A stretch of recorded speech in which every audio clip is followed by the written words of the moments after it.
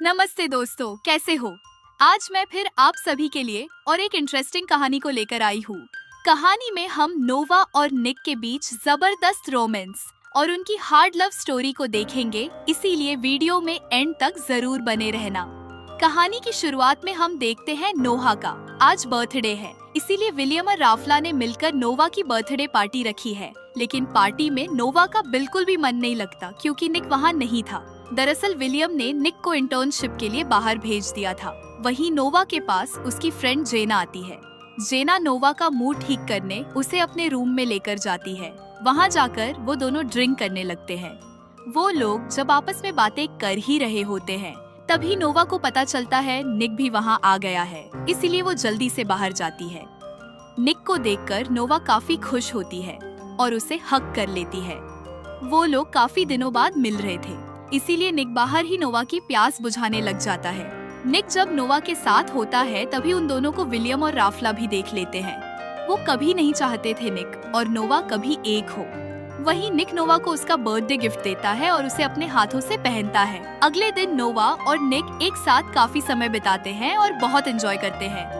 वहीं अब नोवा का स्कूल खत्म हो चुका था, इसलिए उसके सभी फ्रेंड्स पार्टी रखते हैं, जहां सभी स्टूडेंट अपनी अपनी कपड़े उतारकर डांस करने लगते हैं। वहीं अगले दिन नोवा अपने मोम डैड और निक के साथ जब स्कूल से आ रही होती है तो वो वहाँ बहुत सारी नई गाड़ियाँ देखती है। नोवा उन्हें देखकर कहती है, मोम डैड अपने बच्चों को अभी से इतनी महंगी कार कैसे दे सकते हैं? लेकिन नोवा को पता चलता है निक और उसके मोम डैड ने भी उसे एक कार गिफ्ट करी है। नोवा कार को देखकर बहुत खुश होती है और उसे वो कार बहुत पसंद आती है। लेकिन पहले तो नोवा उस कार को लेने से मना कर देती है, लेकिन निक के कहने पर वो कार लेने के लिए तैयार हो जाती है। निक और नोवा एक साथ ड्राइव पर जाते हैं। वहीं निक नोवा को अपना नया घर दिखाने के लिए लेकर जाता है। निक नोवा को बताता है, ये घर मुझे मेरे दादाजी ने गिफ्ट किया है। इसी तरह से बातें करते करते ये लोग आपस में रोमांटिक होने लगते हैं और उस समय निक नोवा से कहता है, आज से हम दोनों यहीं आकर मजे करेंगे। ये सुनकर नोवा को गुस्सा आ जाता है क्योंकि नोवा को लग रहा था निक उसके साथ इसी घर में रहने वाला है। लेकिन निक ने तो वो घर बस नोहा को बजाने के लिए लिया था, जिससे नोवा गुस्सा होकर वहाँ से चली जाती है। वही रात के समय निक अपने फ्रेंड लुक से कहता है, मेरी वजह से नोहा नाराज हो गई, मुझे उससे इस तरह से बात नहीं करनी चाहिए थी।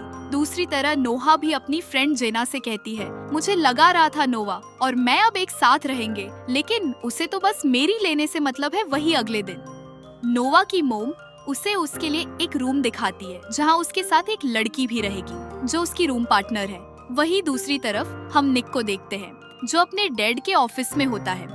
निक के डैड ने निक के साथ काम करने के लिए एक लड़की को हायर किया था। इस लड़की का नाम सोफिया होता है।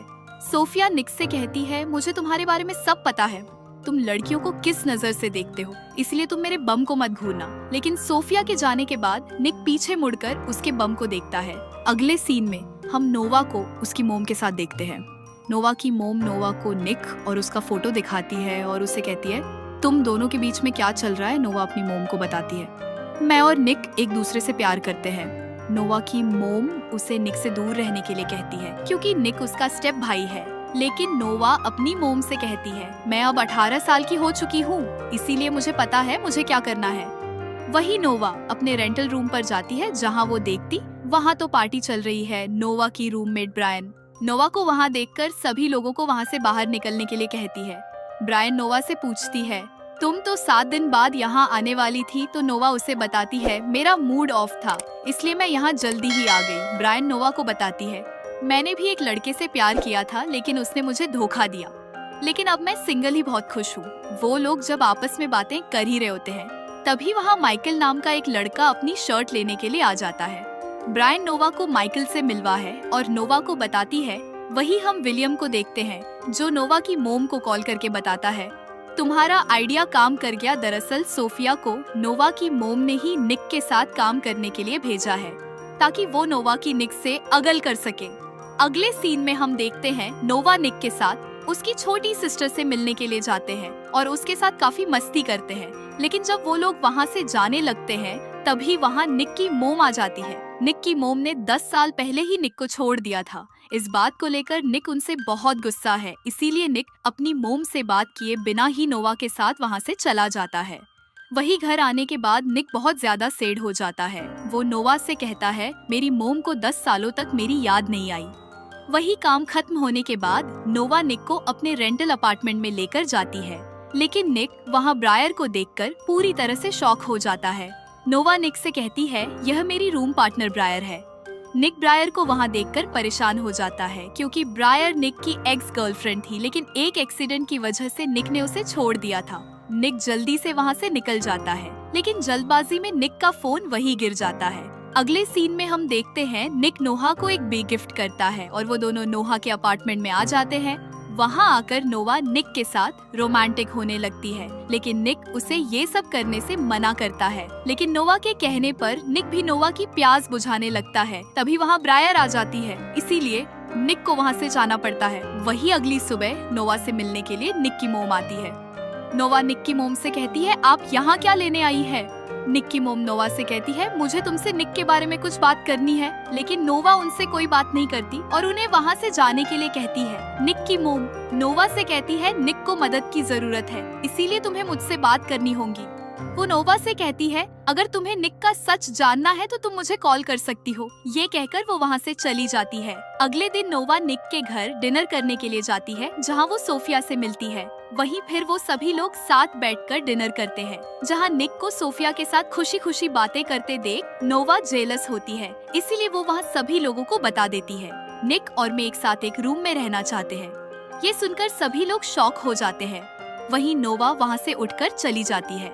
नोवा के वहाँ से जाने के बाद नोवा की मोम सभी को बताती है।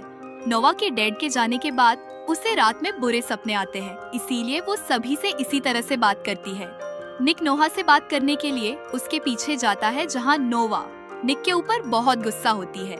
निक नोहा को समझाता है, उसके और सोफिया के बीच ऐसा कुछ नहीं है और मैं सिर्फ तुमसे प्यार करता हूँ।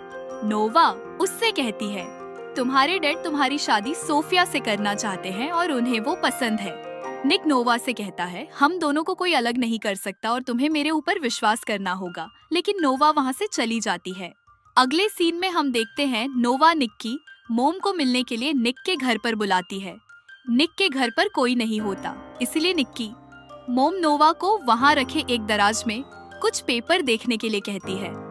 नोवा जब वहाँ रखे कुछ फोटोज और पेपर देखती है तो उसे पता चलता है उसकी मोम का डिवोर्स होने से पहले ही उसकी मोम निक के डैड के साथ रंगरलिया मनाती थी और निक के डैड ने उसकी मोम के ऊपर झूठा इंजामुल और निक को उनसे छीन लिया। अगले सीन में हम देखते हैं निक नोवा को मनाने के लिए डिनर पर लेकर जाता है, जहां निक नोवा को अपने हाथ पर नोवा का नाम का टैटू दिखाता है, जिसे देखकर नोवा निक से कहती है, तुम्हें ये टैटू नहीं बनवाना चाहिए था, ये अब जिंदगी भर तुम्हारे साथ रहेगा। वही नोवा और नी एक साथ डांस करने लगते हैं, जहां निक नोवा से कहता है, मुझे एक केस के सिलसिले में कुछ दिनों के लिए सोफिया के साथ लंदन जाना है। नोवा इस बात पर निक को कोई जवाब नहीं देती। इसके बाद वो लोग घर आकर साथ में रात बिताते हैं। वहीं अगली सुबह सोफिया और निक लंदन जाने के लिए निकल जाते हैं। वहाँ जाने के बाद निक अपने दादाजी से मिलता है और उनसे ब्रायर के बारे में पूछता है। निक के दादाजी उसे बताते हैं, ब्रायर का जब तुम्हारे साथ एक्सीडेंट हुआ था तब वो 6 महीने तक हॉस्पिटल में एडमिट थी। इन सब में तुम्हारी कोई गलती नहीं थी। वही सोफिया निक के पास आती है और वो लोग आपस में कुछ बातें करने लगते हैं। तभी सोफिया को पता चलता है वो लोग जिस केस के लिए यहाँ आए थे उसे वो जीत चुके हैं। वही निक वापस आ जाता है और केस जीतने की खुशखबरी नोवा को बताने के लिए जाता है, लेकिन निक को पता चलता है नोवा वहाँ नहीं है, इसीलिए वो उसे उसके अपार्टमेंट में ढूंढने के लिए जाता है। दूसरी तरफ हम नोवा को देखते हैं जो ब्रायर और माइकल के साथ डर्क कर रही होती है। ब्रायर के वहाँ से जाने के बाद माइकल नोहा के करीब आने लगता है, लेकिन नोहा उसे वहाँ से जाने के लिए कहती है। माइकल जब वहाँ से जाने लगता है तभी निक भी वहाँ आ जाता है। निक नोहा और माइकल को एक साथ देखकर बहुत गुस्सा होता है। वही सोफिया भी अब मन ही मन निक को पसंद करने लगी थी। एक दिन निक अपने फ्रेंड लुक के गैरेज में उससे मिलने के लिए जाता है, जहाँ लुक निक से कहता है, आज तुम्हें मेरे जैसे गरीब इंसान की कैसे याद आ गई। निक लुक को बताता है मेरे और नोहा के बीच में कुछ गलतफहमी हो गई है, लेकिन लुक निक को इस बात को छोड़कर उसे कार रेस करने के लिए कहता है और उसे बताता है रोनी आज जेल से छूट गया है और वो भी कार रेस में हिस्सा लेने वाला है। हमारे पास यही मौका है उससे बदला लेने का। वही लुक और निक अपनी कार लेकर रेस करने के लिए पहुंच जाते हैं, लेकिन थोड़ी देर में नोहा भी अपनी फ्रेंड के साथ कार लेकर वहां रेस करने के लिए पहुंच जाती है। रोनी भी वही होता है, वो भी निक से बदला लेना चाहता था। वही अब उन सभी के बीच रेस स्टार्ट होती है। सभी लोग अपनी अपनी कार की स्पीड बढ़ाने लगते हैं। दूसरी तरफ ब्रायर पुलिस को कॉल करके उनकी रेस के बारे में बता देती है, इसीलिए पुलिस वाले भी अपनी कार लेकर वहां पहुंच जाते हैं। थोड़ी दूर जाने के बाद निक और नोवा रोनी से बदला लेने के लिए उसकी कार को दोनों तरफ से टक्कर मारते हैं, जिससे रोनी की कार पुलिस वाले की कार की से टकरा जाती है। पुलिस ऑफिसर रोनी को अरेस्ट कर लेते हैं और लुक रेस को जीत जाता है। वही अब वो सभी लोग अपनी अपनी कार लेकर वहाँ से निकल जाते हैं और घर पर एक पार्टी में पहुँचते हैं। दरअसल ये पार्टी विलियम ने निक और सोफिया के केस इतने पर रखी है। वहीं नोवा भी ब्रायर के साथ पार्टी में एंट्री करती है। लुक भी अपनी गर्लफ्रेंड से माफी मांगता है। जेना लुक से कहती है, मैं तुमसे सच्चा प्यार करती हूँ, लेकिन तुम हमेशा पैसों के पीछे भागते रहते हो। लुक उसे बताता है, मैंने आज जो रेस जीती उससे मुझे कोई खुशी नहीं हुई, लेकिन जेनी उसकी बात नहीं सुनती और वहाँ से चली जाती है। वही ब्रायन ने भी नोवा को उसके और निक के पास के बारे में सब बता दिया था। निक ब्रायर को वहाँ से जाने के लिए कहता है और उसे बताता है, तुम्हारे साथ जो हुआ मुझे उसके बारे में कुछ नहीं पता। इसके बाद ब्रायर किचन से होते हुए बाहर जाती है और अपने साथ निक्की मोम को पार्टी में लेकर आ जाती है। निक्की मोम को देखकर सभी लोग हैरान हो जाते हैं। निक्की मोम सभी लोगों से बात करती है और उन्हें कहती है, विलियम ने मुझे राफाला के लिए छोड़ा है, क्योंकि राफाला और विलियम पहले से ही एक दूसरे के साथ थे और मेरी बेटी मैगी भी विलियम की ही बेटी है, इसलिए मुझे भी तुम्हारी प्रॉपर्टी में आधा हिस्सा चाहिए। निक अपनी मोम से पूछता है, तुम्हारे पास क्या सबूत है? तो निक की मोम उन्हें बताती है, मैंने तुम्हारे टूथब्रश से तुम्हारा डीएनए लिया और उसका टेस्ट करवा लिया। निक उसकी मोम से पूछता है, तुम घर में कैसे गई? तो नोहा उन्हें बताती है, मैं इनको घर में लेकर गई थी। यह सुनकर निक नोहा के ऊपर बहुत गुस्सा होता है और उसे कहता है, तुमने हमारे पूरे परिवार को बर्बाद कर दिया। निक नोवा से गुस्सा होकर वहाँ से चला जाता है।